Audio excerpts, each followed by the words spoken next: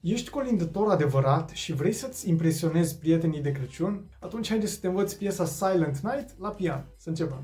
Primul pas, melodia din mâna dreaptă. Punem degetul 2 pe nota Sol și degetul 1 pe nota Mi. Începem așa. După care repetăm. În continuare, venim cu degetul 5 pe nota Re. După care, Do, Do, Sol. După care venim cu degetul 3 pe nota La.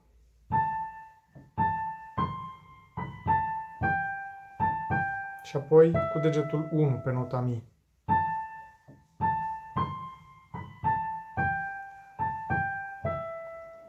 După care venim cu degetul 3 pe Re.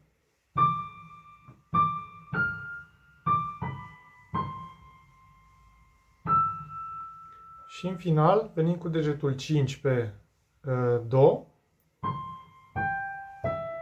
Și apoi cu degetul 4 pe Sol. Deci, finalul încă o dată ar fi așa. Piesa este în măsura de 6 optimi. Iar în mâna stângă, fiecare notă pe care o vom cânta durează 6 optimi. Începem cu Do. 1, 2, 3, 4, 5, 6.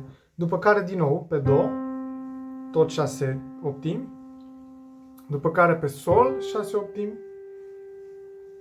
După care pe Do, iarăși 6 optimi.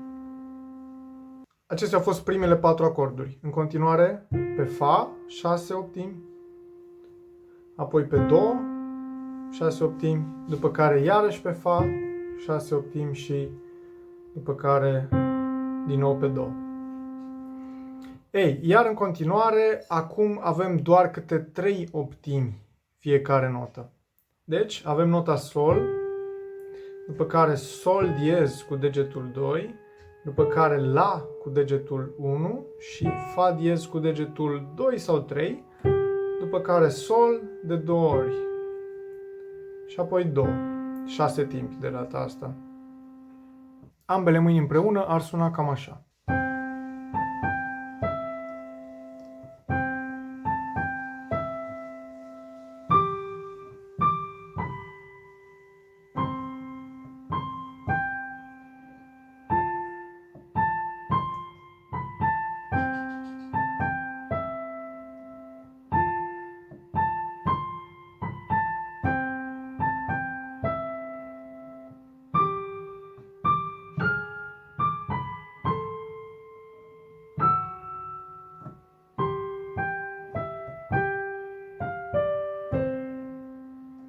De asemenea, ca interpretare, putem să rărim sau să facem chiar o pauză atunci când ajungem la această parte a piesei.